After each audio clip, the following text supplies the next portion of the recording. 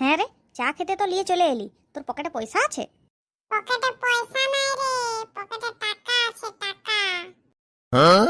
ভালোই বটে তাইলে। হ্যাঁ রে, তাহলে আজকে চায়ের সাথে টাটাও খাওয়াবি তো? চায়ের সাথে তোর আবার টাও চাই? তার মানে তো চুমু লাই। এখানের মধ্যে তুই আর আমি আছি, আর স্বপনদা। তুই তো আমার চুমু খাবি নি, আমার মুখে যা গন্ধ। তাহলে যা স্বপনদারই একটা চুমু খেয়ে আয়, তাহলে ভালোই হবে, আমার পয়সাটাও বেঁচে যাবে। তোর যা কথা না, স্বপনদা চুমুটা আরো কে খাবে? এনে রে, স্বপনদার বউ খাবে। কি গো, তোমরা কখন থেকে আমাকে নিয়ে কি কথা বলছো? এবারে তো আমি হোঁচট খাবো।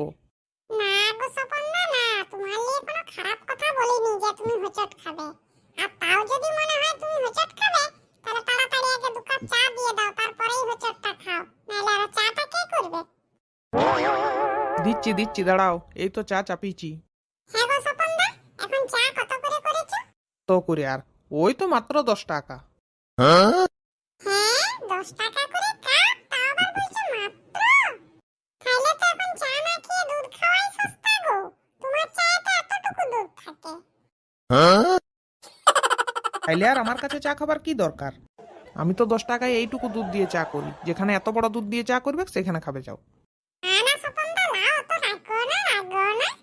আমার এতটুকু দুধ দিয়ে চাই পছন্দ, আমার এত বড় দুধ দিয়ে চা পছন্দ নয়। না, তুমিই বানাও চাটা, তোমার কাছেই খাবো। হ্যাঁ গো স্বপনদা, তোমাকে যেটা দেখতে বলেছিলাম সেটা দেখেছো? কিটা গো, ভুলে গেছি তো। ও, তোমার দ্বারাই কিচ্ছু হবে না। বলেছিলাম যে আমার জন্য একটা পাত্রী দেখবে। ও মানে তুমি বিয়া করবে লাই? গো, লোকে তো পাত্রী নিয়ে বিয়াই করে, তাছাড়া আর কি করব? তা তোমার পড়াশোনা কত দূর?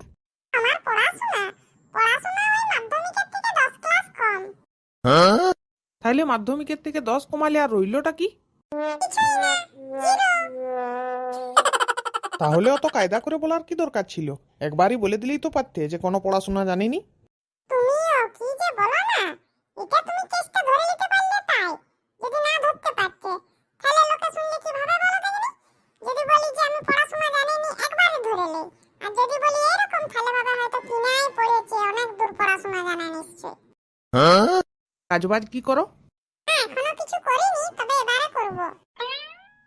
কেন এখনো পর্যন্ত কাজ শুরু করো নাই কেন? করতে পারতে তো। আর বলো না, করতে তো পারতাম, করব বলেই তো সবার কাছে কাজের সন্ধান খুঁজি। সবাই কাজের সন্ধান দেয়ও, কিন্তু আমি তো লিখতে পড়তে জানিনি। যে সেইখানে যে ঘুরঘুর ঘুরঘুর করতে থাকি, খুঁজে আর পাইনি, তাই আমার কাজ করাও হয়ে ওঠেনি।